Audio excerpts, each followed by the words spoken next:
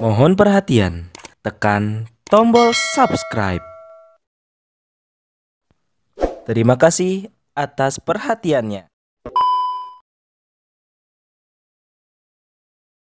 Mohon maaf ya, ini bukan makar. Ada pasal 7A.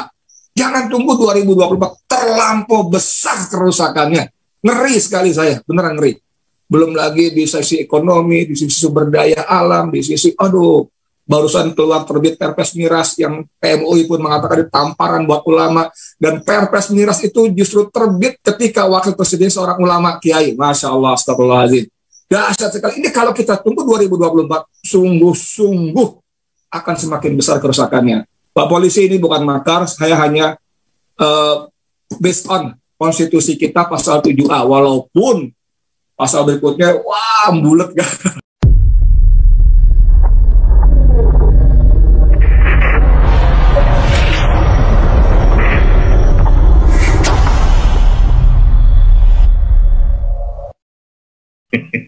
Saya berikan kesempatan kepada Bang Edi Mulyadi, kan ya semacam umpan balik dari beberapa pengamatan terkait dengan realitas hukum yang sekarang ini ada dari media. Saya kira Bang Edi Mulyadi juga kemarin sudah melakukan beberapa wawancara terkait dengan kasus Gus Nur ini terhadap kuasa hukum. Apa catatan-catatan penting menurut Bang Edi Mulyadi atas kasus hukum Gus Nur ini, kasus yang menyasar pada beberapa tokoh umat, termasuk juga wacana undang-undang ITE. Silakan Bang Edi Mulyadi diberikan tanggapannya, Bang. Terima kasih. Assalamualaikum warahmatullahi wabarakatuh. Waalaikumsalam. Semoga Allah limpahkan pada Nabi Muhammad SAW. Ini saya dapat kuliah hukum yang luar biasa. Selamat dengan PKAD-nya. Waduh, thank you banget tuh. Ada Profesor Soteki, ada Ahmad Midan, ada Pak Taufik yang biasa, dan ada muda-muda ya, Pak Rajis dan juga Ahmad Mudin. Waduh, dasar-dasar semua. Damai. Ini rakyat Indonesia saya kira harus berterima kasih banyak betul nih kepada Cak Selamat dengan PKAD ini. Seperti kata Khawzinuddin tadi, ini merupakan bagian dari dakwah, saya kira, pencerahan kepada publik tentang praktek-praktek hukum dan penegakannya. Tentang kezaliman. Kezaliman ini kan tidak terjadi hanya kepada Gus Nur gitu ya, walaupun kita sekarang fokus Gus Nur ya. Kezaliman itu merata. Saya suka sekali dengan kalimat Ahmad Khawzinuddin tadi, bahwa problem kita bukan cuma undang-undang ITE, problem kita banyak banget. Korupsi, KKN, ya kan? Ada mantu anak didorong jadi wali kota, kemudian dipersiapkan lagi jadi gubernur, dan secara nggak ngukur diri mau maju presiden tahun sekian. Itu luar biasa sekali. Dulu ketika Umar menjelang merasa selesai jabatannya gitu ya, dia berpikir-pikir siapa yang cocok menggantikan dia nanti kalau dia berpulang gitu ya. Dan para sahabat utama itu kumpul mengatakan Abdullah cocok khalifah. Abdullah ini maksudnya Abdullah ibn Umar. Kenapa? Dia begini, dia warak, otak, segala macam. Umar marah-marah. Banyak yang lebih hebat atau sama dengan Abdullah ibn Umar. Jadi kadang-kadang kita suka berdalih yang namanya KKN itu semua hak warga negara, kan berhak begini begitu bla bla bla bla gitu kan. Kalau dia pantas, dia punya hak segala macam, punya kemampuan, kapasitas, menggolkan kan gitu. Umar ibnu Khattab itu mengatakan minimal banyak sama dan yang lebih bagus daripada Abdullah ibnu Umar. Dan dia marah kepada para sahabat yang mencoba-coba menyorongkan Abdullah ibnu Umar sebagai pengganti khalifah berikutnya. Nah, ini yang tidak terjadi, walaupun para pendukungnya mengatakan mirip Umar ibnu Khattab lah, mirip Abu Bakar, mirip Utsman. Masya Allah, luar biasa. Belum pernah terjadi ada satu manusia berkumpul pribadi-pribadi utama dalam satu. Profesor Soteki jangan senyum-senyum gitu dong. jadi kezaliman itu bukan kesempatan bisa kumpul bareng. Menikmati durian perlawanan beliau. Jadi saya sepakat betul dengan Ahmad Khawzinuddin bahwa kezaliman itu bukan hanya di undang-undang ITE, pada konteks undang-undang ITE bukan hanya pada Gus Nur. Saya suka sekali tadi mendengar semua paparan pendekar-pendekar hukum yang saya kira selama ini membuktikan track record yang istiqomah. Itu penting betul, dan saya kira seperti kata Haji Nurdin tadi, rakyat Indonesia berterima kasih dengan forum-forum seperti ini. Tapi saya juga tadinya berpendapat undang-undang ini sumber masalah. Dalam beberapa podcast saya mengatakan nanti pada penguasa berikutnya, ini undang-undang kalian masukkan dalam peti, petinya dibuang ke kutub utara, kuncinya buang ke kutub selatan. Kalau perlu sebelah mana yang nggak deteksi segala macam. Saking jahatnya undang-undang ini. Tapi kemudian seiring jalannya waktu, saya buka-buka arsip lama. Ini persoalannya bukan pasal-pasalnya memang, tapi persoalannya adalah penerapannya. Lebih khusus lagi bukan penerapannya, tapi para pelakunya, penegak hukumnya. Nah, maksud saya gitu, penegak hukumnya tadi dengan sangat bagus sekali disebutkan di luar undang-undang ITE, polisi selalu menggunakan haknya menahan, dan untuk itu dia nggak peduli, sisipkan, selundupkan, kalau kata Aziz, selundupkan pasal-pasal yang bisa menahan tersangkanya, yang nggak ada urusannya sama sekali. Jadi memang di bawah gini saya mau bilang, pada ujung-ujungnya semuanya itu tergantung dari penguasanya, dari presidennya khususnya. Saya ingat undang-undang tadi sebutkan, undang-undang ini tahun 2008 ya. 2008 itu ketika SBY berkuasa. Itu setiap hari dibully, nggak selesai-selesai. Walaupun kita juga kata-kata, wah ini presiden paling lebay sedunia. Kan dia suka curhat kepada publik lewat media. Tapi tidak ada satu makhluk pun bernama manusia yang diseret ke pengadilan, ke polisi bahkan. Mau ke polisi, apalagi ke pengadilan. Tidak ada. Ingat ketika Ketua Umum Partai Bintang Reformasi, Bursa Sanubi kalau nggak salah, menyebarkan informasi bahwa si Ibas dapat mobil dari Haritanu. Dan yang lebih hebat lagi, si SBY sudah menikah ketika dia masih jadi taruna, sebelum menikah dengan si Ani Yudhoyono, Edi, tapi sih namanya, kepala RPKP itu dulu tuh. Itu dia marah memang, dan dia datang sendiri melaporkan ke polisi, bos. Presiden datang melaporkan ke polisi. Nah, ini seperti saya baca artikelnya Profesor Suteki, pencemaran nama baik itu delik aduan, bukan delik biasa, delik umum. Dan itu dilakukan oleh Presiden Susilo Bambang Yudhoyono. Datang sendiri.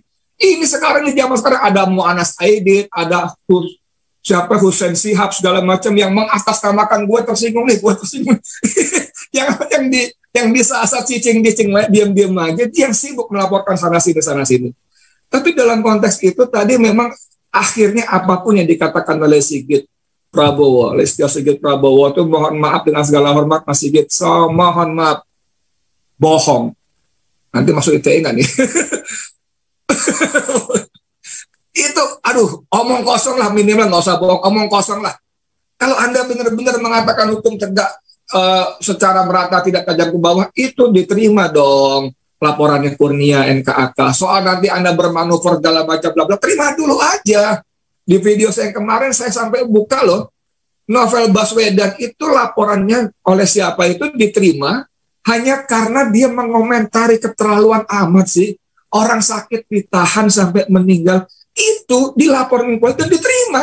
Saya mengutip Brigjen Rusdi, itu diterima dengan gagah mengatakan tugas polisi itu melayani, sehingga polisi harus menerima semua laporan. Kan saya mau bilang semua laporan, prek banget gitu. Walaupun saya baca juga si artikel Profesor Peki, dia katakan walaupun dilaporkan 27 kali sehari juga saya beda pendapat soal itu.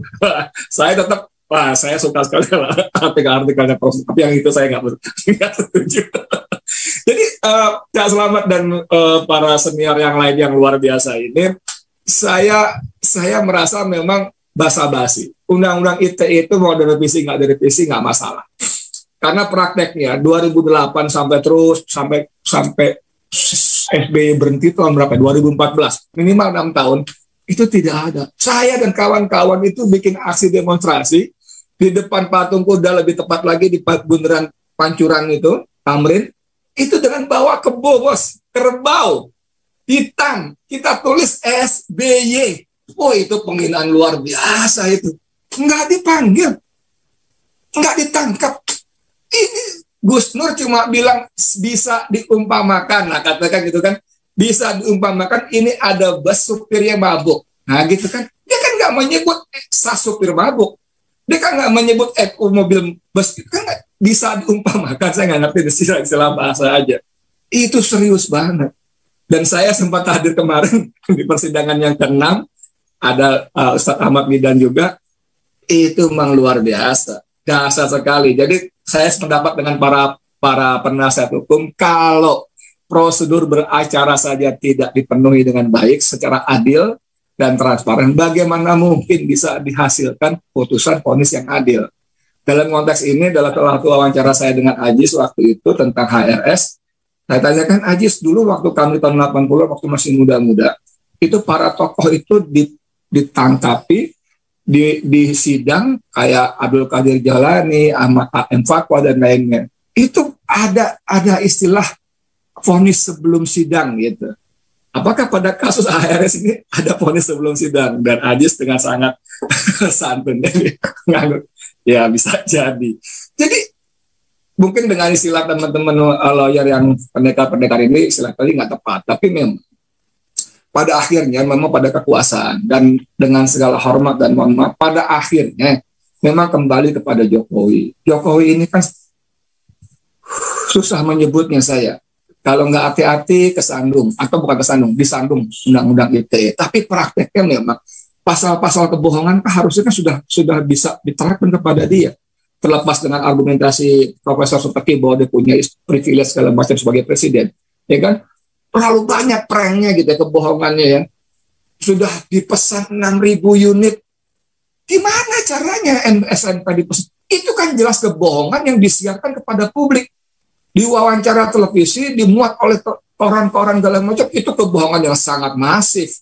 Sangat masif. Tapi kan nggak berlaku sama sekali.